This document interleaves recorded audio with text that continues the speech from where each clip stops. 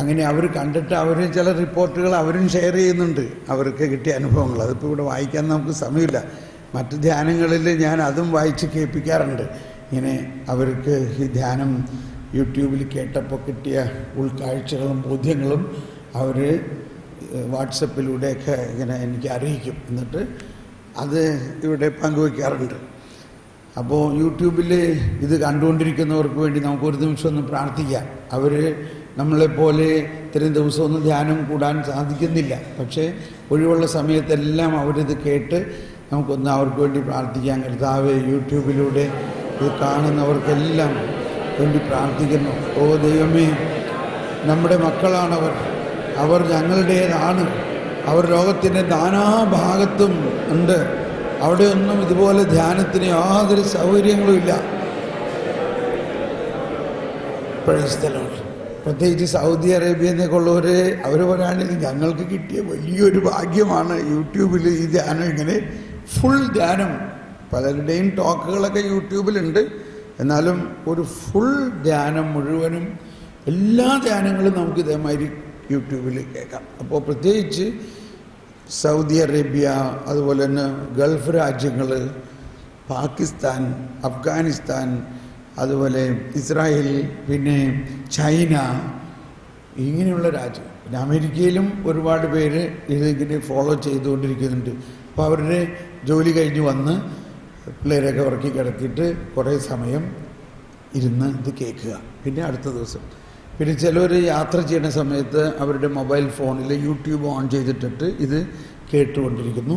പിന്നെ ഇതിൻ്റെ വീഡിയോസ് അവർ ഡൗൺലോഡ് ചെയ്യുന്നു, അവർ മറ്റുള്ളവർക്ക് ഷെയർ ചെയ്യുന്നു. അങ്ങനെ ഒരുപാട്. ഇപ്പോൾ നമ്മുടെ ആദ്യത്തെ ഇൻറ്റിമസി റിട്രീറ്റിന് 35 പേരെ ഉണ്ടായിരുന്നു. അത് 35 പേര്. പക്ഷേ കർത്താവ് പറഞ്ഞ് നടത്തണം. ഇന്ന് അത് യൂട്യൂബിൽ ഏതാണ്ട് 4000-ഓളം ആളുകൾ അത് പാർട്ടിസിപ്പേറ്റ് ചെയ്തിട്ട് അവർക്ക് ഭയങ്കര അനുഭവമാണ്.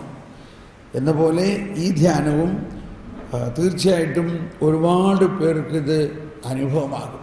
ഓക്കെ, അപ്പോൾ നമ്മൾ മാമോദീസയെക്കുറിച്ചുള്ള കൃത്യമായ ഒരു ധാരണ നമുക്ക് ഉണ്ടായാലാണ് ഈ ഇന്നർ യൂണിയൻ്റെ ഒരു ഘടകം, അതായത് ആ കവനൻ്റ് റിലേഷൻഷിപ്പ്, ആ ഉടമ്പടി ബന്ധം ദൈവം മനുഷ്യവംശവുമായിട്ട് ചെയ്തു എങ്കിലും ആ ബന്ധത്തിലേക്ക് നമ്മൾ പ്രവേശിക്കുന്നത് മാമോദീസയിലൂടെയാണ്.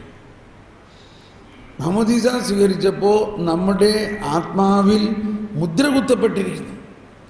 അപ്പോൾ 1272 കാറ്റക്കിസത്തിൽ 1272 ഖണ്ഡികയിൽ പറയുന്നത് ഇതാണ്: മാമോദീസ സ്വീകരിച്ച വ്യക്തി മാമോദീസ വഴിയായി ക്രിസ്തുവിൻ്റെ ശരീരത്തിലേക്ക് ചേർക്കപ്പെട്ട് ക്രിസ്തുവിനോട് അനുരൂപപ്പെടുന്നു.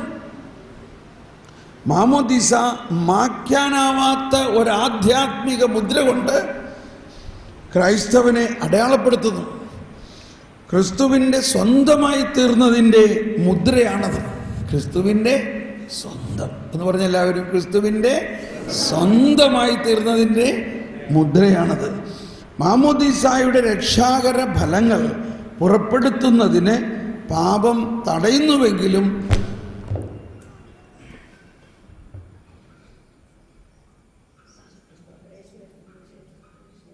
മാമോദീസായുടെ രക്ഷാകര ഫലങ്ങൾ പുറപ്പെടുവിക്കുന്നതിന് പാപം തടയുന്നുവെങ്കിലും ഒരു പാപത്തിനും ഈ മുദ്ര മാറ്റാൻ പറ്റില്ല. പ്രൈസ് ദ ലോർഡ് എന്ന് പറഞ്ഞ എല്ലാവരും ഒരു പാപത്തിനും ഈ മുദ്ര മാറ്റാൻ പറ്റില്ല. ഒരു പാപത്തിനും ഈ മുദ്ര മാറ്റാൻ പറ്റില്ല.